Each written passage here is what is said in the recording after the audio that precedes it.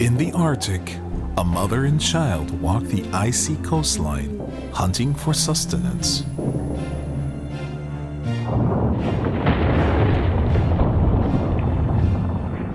An ancient glacier breaks off, making huge waves and pushing the already endangered polar bears out to sea.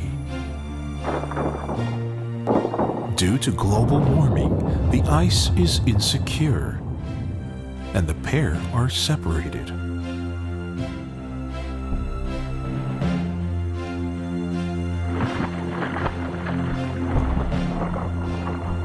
The mother chooses to stay with her child until she can no longer hold on.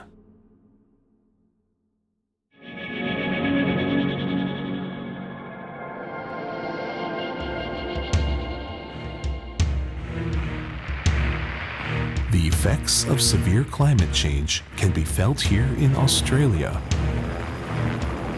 which recently experienced devastating bushfires,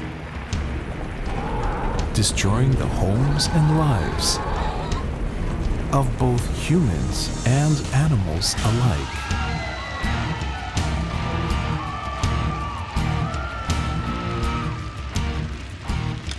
The news media reported how firefighters risked themselves to save the precious lives of the iconic koala.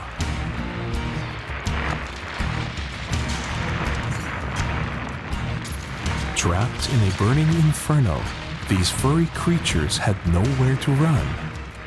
Many were lost, and only a lucky few were rescued. In 2022, koalas have officially been classified as an endangered species.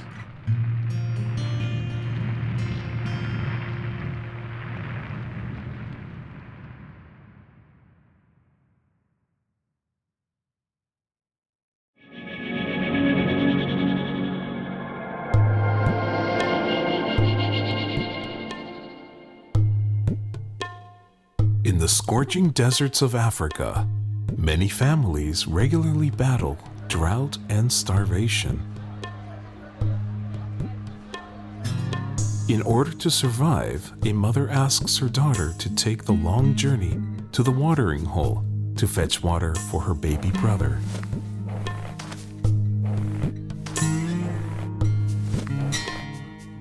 From sunrise, they walk the sandy path to a small oasis, relieved to find fresh water.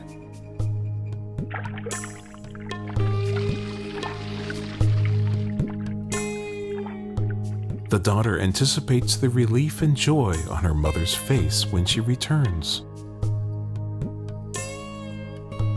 Once again, they walk the many hours back to the village.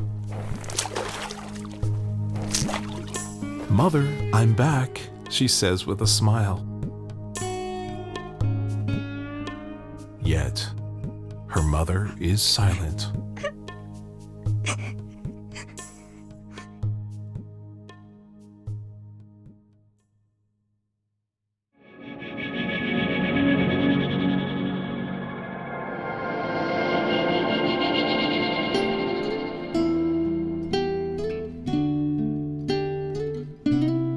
Japan of the 1960s and 70s was a developing nation, focused on becoming modern and industrialized, and at the same time trying to eliminate its pollution problems.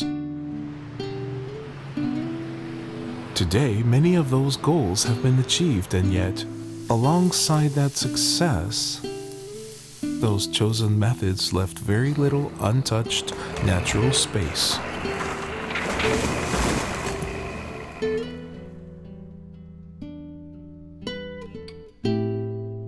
The animals that lived in these forests and mountains had nowhere to go and were soon eliminated by the actions of humans.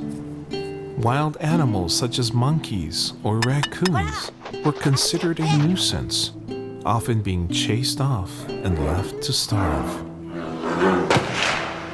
Even rare, endangered species like the Japanese black bear were killed off. Nowadays, Japan is known for its clean energy.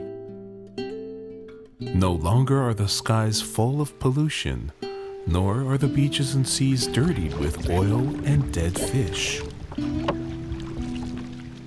And yet, as if to contradict that concept, the beaches and seas around Japan are littered with plastics.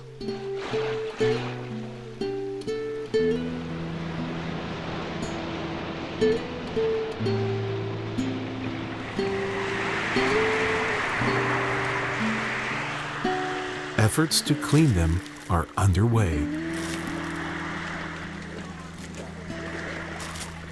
Yet some things cannot be undone.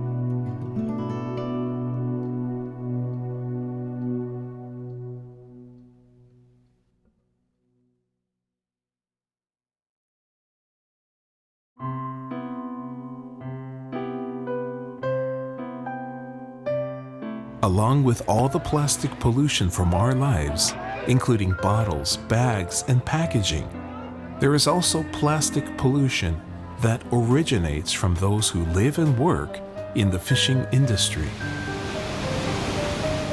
Made up of fishing nets, lines, and buoys, this debris can often be seen washed up on the beach. Fish and various animals often get tangled up in these things and end up dying from starvation. It's up to those who make their livelihood from the oceans to prevent this kind of plastic pollution. to think of a way to minimize debris from littering the oceans and beaches, and, in turn, make this world a cleaner, safer place for all creatures.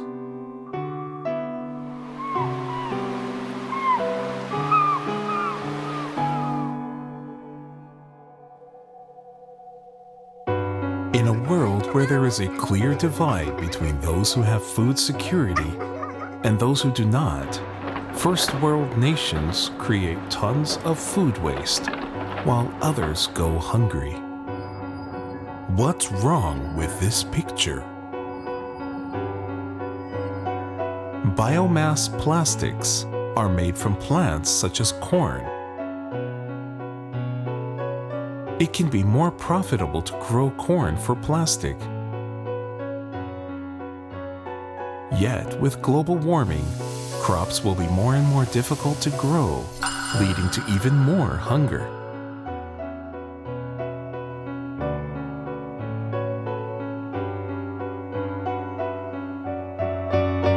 Would it not be more wise to grow food for consumption rather than to use those precious resources for things like recyclable plastic bags?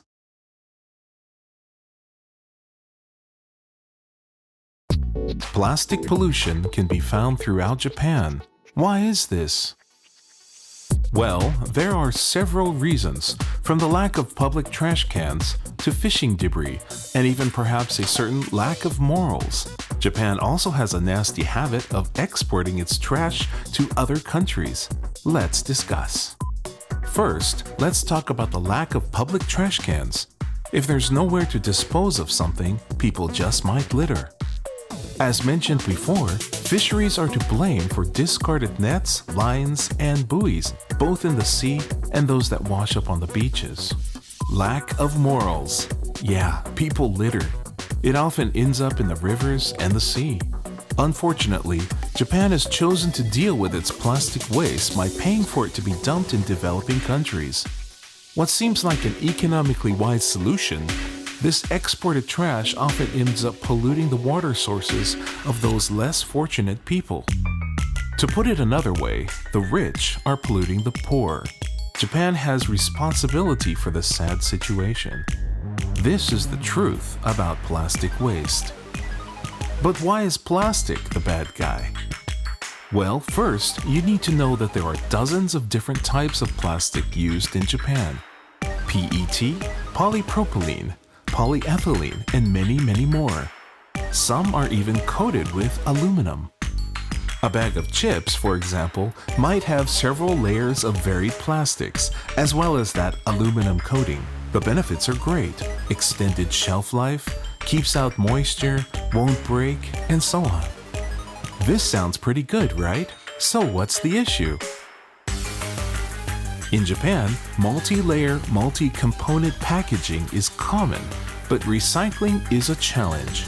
Yet, without something to take their place, plastics like these are essential to the modern lifestyle. Having ambitious ideals of plastic waste reduction is great, but unfortunately, the reality is that existing technologies are not adequate.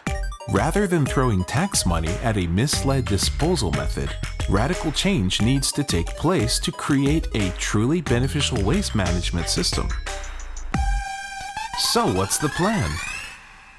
Okay, we need to start with a complete redesign of the packaging of products, from production and design to distribution and consumption, all the way downstream to disposal, collection, and processing. In this redesign, the types of plastic being used also needs to be drastically limited to make recycling easier. By turning plastic waste into combustible gas, it could become a valuable energy source, fueling cities and vehicles. In spite of its small size, Japan ranks 4th in the world for its use of single-use plastics. The resources are already in place. With plastic waste turned into a tradable resource like oil, Japan would quickly become an energy superpower. By turning plastic to gas, not only energy can be created, but also new materials and products. Compared to conventional coal combustion, emission levels of CO2 are much lower.